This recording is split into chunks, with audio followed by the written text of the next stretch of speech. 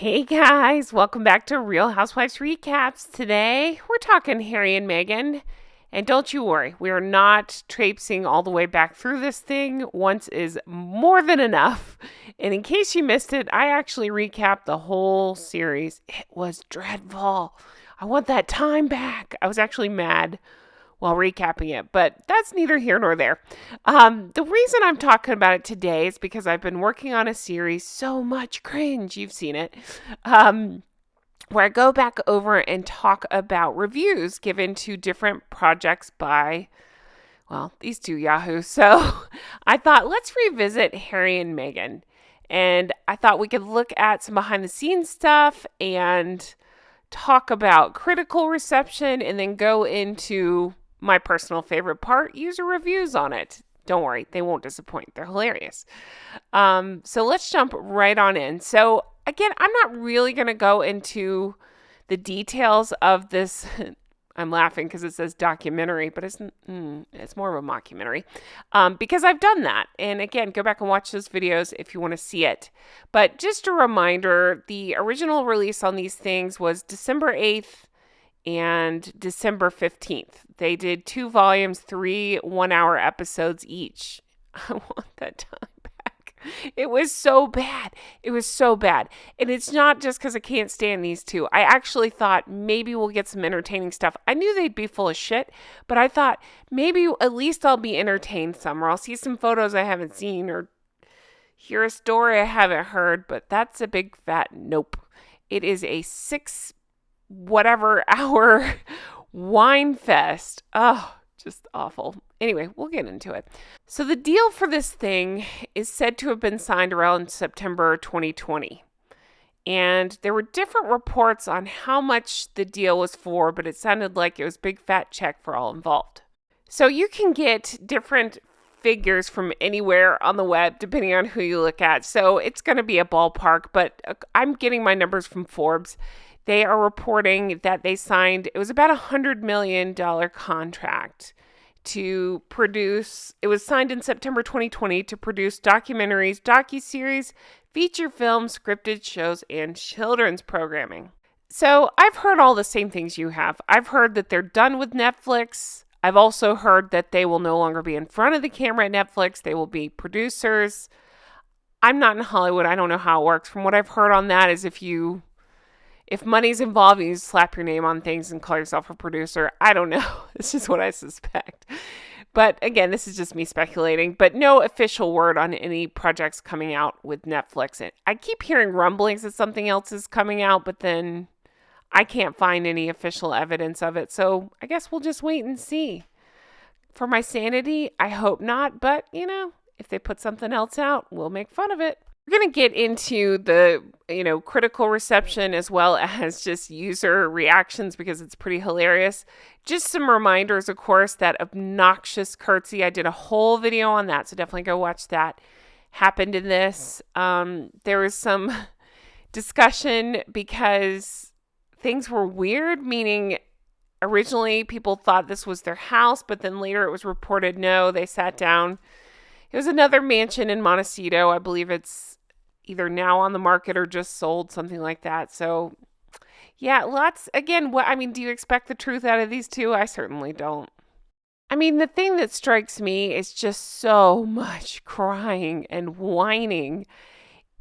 It was unbearable to watch. It was a time suck like I've never had before, and I was just mad when I was taking notes because like you see in front of you, this is mostly what you got. Meghan crying for the camera. That girl is not able to stand up and cry. She just sits on the floor and cries throughout. She's in I'm serious, the same documentary. You see it here. She's sitting on the floor crying. She's sitting in her closet crying. She's sitting on a chair crying. She's sitting on a chair by an expensive blanket crying. That's all she can do in this damn thing. Is a lot. And then Harry's just mad and confused as per usual. And then you just stop and think, why is she crying again? What is going on? Is it like, I feel like you've heard of cult, right? Where they make you so tired you just can't think straight. I felt like that's what was happening with this documentary. like how 6 hours of this bullshit, and I'm supposed to just be like, oh, okay, yeah, you had it really hard. You know what? I give up the will to live. So yes, you suffered. But then she'd switch into this smirky whatever, like smug face, smug. Let me try again, smug. And it's just like, oh my God, you're no victim. What am I watching? What's happening? I want my life back. Now she's crying in a car. I forgot about that too. Make it stop. Okay, so when you start looking at critical reviews, I mean, they're all pretty much the same. It tends to be rated around a 5 out of 10. I think they're being generous. I think they don't want to rock the boat too much is my guess. But NPR here saying it's a thumb down. You know what's funny? Even, what's that? Variety, one of the ones that worked with Meghan in a stupid-ass photo shoot. Remember where she wore the comforter dress? They even said it just rehashes the same drama. They called it a rerun, basically. Daily Mail calls it, an exhausting endurance test. Yeah, I would agree with that. And then it calls it cringeworthy as well. Yeah, also agree. Guys, have we mentioned the crying? There's so much crying. Doesn't that sway you? No, it doesn't. It actually makes it way worse. Okay, so I came over to IMDb, and I thought we could take a look at some of the reviews from, the users. It's listed at 5.1 out of 10 as its rating, and let's read some of these reviews. First, I thought it'd be funny to take a look rapid fire at some of the titles of the reviews that people have left, and then we'll get into the reviews themselves. Here we go. I love this one. The heir, the spare, and the struggling actress over there. Self-serving drivel masquerading as a righteous crusade. Horrible demonstration of privileged people who can't get enough. 1 out of 10. Under love story cover, goal is to damage William and Catherine. 1 out of 10. Flimsy relationship with the truth. 1 out of 10. Huge disappointment. These are all 1 out of 10s. I don't have to say it every time. Huge disappointment. Kardashians Royale. Collections certainly can vary. Yes, they can. Check out my merch. Recollections may vary. I like this title. It just says, oh dear, with a million exclamation points. Would you like some cheese with that wine? Uninspiring and tone deaf. Super boring snooze fest. A boring, unoriginal fantasy. Is it a mockumentary? Dumpster fire. That's what I'm going to call my memoir, by the way. Dumpster fire. All right, let's get into some reviews, shall we? This one is, they just can't help themselves, can they? Drawn like a moth to a car crash. Okay. I just knew my poor throat would suffer if I watched this self-indulgent twaddle. And sure enough, mere minutes in, and I'm shouting at the screen. I could have written this. That sounds like something I would say. That's hilarious. You guys, this one's called an Actress and a Broken Boy. Having watched the first 4 episodes, I'm left even more baffled than I already was. A bit like watching someone's holiday photos for 3 hours. Spoiler alert, this doesn't contain anything other than 1,000 photos of 2 people's personal lives and a whole lot of inane twaddle. Some of it is nicely shot, but it feels very cheap and way too personal. In some ways, it's a bit like watching the visual representation of what someone might discuss with their therapist. It's possible that the next batch of episodes might be more substantive. I can spoil alert that and say they're not. But I'm not sure I can bring myself to watch them. It kind of feels like Harry and Meghan have one story and they just keep repackaging it. Ding, ding, ding. If Netflix truly spent the amount stated in press on this, then they've been taken for a ride. No wonder they were so desperate to use the royal trip to the U.S. for free advertising and release it this side of the holiday season. Absolute garbage. This is very different from the rest of Netflix documentaries. The other side is not given a voice. And the couple keeps failing to build up a solid case in regards to the, quote, racism. They keep mentioning words like agenda without explaining what those agendas are. How did Meghan experience racism is not explained. Who was racist toward her is not mentioned. How was the press, I can't keep saying that word, toward her when there weren't single article talking about her skin color. They just keep saying they moved to the U.S. because they want privacy, yet go on to share intimate details, images of their kids, video of their daily walking around the beach, when the rest of us were forced to quarantine. Exactly. Thank you. This is so well written and so well said. That's exactly what I thought too.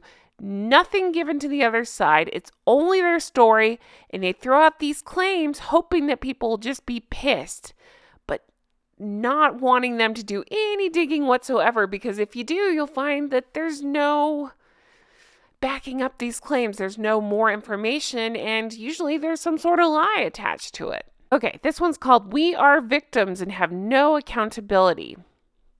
I was prepared to give the benefit of the doubt and wanted to see what their story would entail. Basically, they just blamed everyone for what they see as a horrible time living in a small home in palace grounds. Meghan being compared to Diana. What?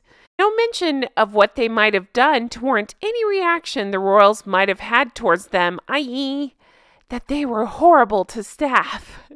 Name dropping and being there when texts come through from William and Beyonce, all in 3-minute segment, just one-sided whinge fest. Laugh out loud moment was when someone mentioned they were social justice icons. Really?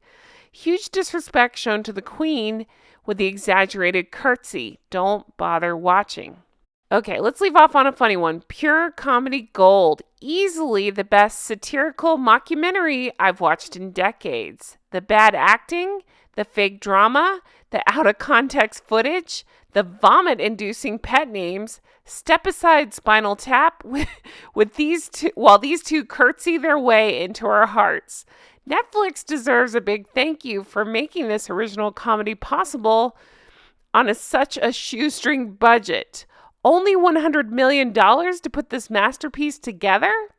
We all needed that laugh to help us forget the real hardships and challenges the world has been dealing with since 2020. H&M, thank you so much for letting us have a laugh at your expense. Pure comedy gold. Well, guys, we're going to leave that there. That was a lot of fun to revisit. And also it brought back PTSD. Ooh, I'm shivering. So much time wasted on that thing. Anyway, guys, thank you so much for watching. I really appreciate it. If you want to further support the show, check out the merch. We got Recollections May Vary, Make It Make Sense, or check out Patreon. We've been doing a lot of stuff over there. Stuff goes up about every other day. Break down interviews that we've found. We find like behind the scenes information. We do recaps of just all kinds of different stuff over there. We even watch some stuff together. So definitely check that out if you're interested. Patreon.com/Real Housewives Recaps. Patreon.com/Real Housewives Recaps. That's where you can become an executive producer and get your shout out. Speaking of which, I'm going to shout out my executive producers now. So huge thank you to Linda. Thank you, Melissa. Thank you to Paige. Huge thank you to Teresa. Thank you, Mary. Thank you, Amy. Thank you, Kay. Thank you, Shauna. Thank you, Brenda. Thank you, Aaron and Frank. Thank you, Kristen. Thank you, Ann M. Thank you, Amanda. Thank you, Ann H. Thank you, Karen. Thank you, Glynis. Thank you, Karen. Thank you, Patty. Thank you, Adair Becker. Thank you to Erica. Thank you, Amber. Thank you, Annette. Thank you, Barb G. Thank you to Diana. Thank you, Allison B. Thank you, Jean. Thank you, Lori. Thank you to Pauline. Thank you to KT. Thank you, Jolene. Thank you, Stromboli. Thank you, Catherine. Thank you, Loie. Thank you, Lucy H. Thank you to Georgia. Thank you, Susie. Thank you, Nikki. Thank you, Robbins Landing. Thank you to Helen. Thank you to Mara. Thank you, Ashley C. Thank you to Molly. Thank you, Amber. Thank you, Ashley. Thank you, Amanda. Thank you, Michelle. Thank you, Sand Squid. Thank you to Rach. Thank you, Linda. Thank you, Leslie. Thank you, Dee Dee. Thank you, Nina. Thank you, Heather. Thank you, Tracy. Thank you, Penny. Thank you, Domby. Thank you, Android P. Thank you to Sheena. Thank you, Aaron M. Thank you, Faye. Thank you, Judith. Thank you, Spectrum Mom. Thank you, Vanessa B. Thank you, Christy. Thank you, Michelle. Thank you, Mimi Heathcote. Thank you, Misty. Thank you, Candy. Thank you, Anita. Thank you, Leslie. Thank you to Bree. Thank you, Sandra. Thank you, Stephanie. Thank you to Elvis Rose here on YouTube. Thank you to Lori. Thank you, Tim B. Thank you, Jean. Thank you, Jennifer. Thank you, Stephanie. Thank you, Aaron. Thank you, Kathy. Thank you, Elisa. Thank you, Kathy with a C. Thank you, Allison. Well, I so appreciate you all. Thank you if you are on the Patreon. Thank you if you're an executive producer. And hey, if you're not, definitely check it out. We have a lot of fun over there. Guys, I hope you have the best day, and I will talk to you again soon. Can't wait to bring you another video like this. Take care. Bye-bye.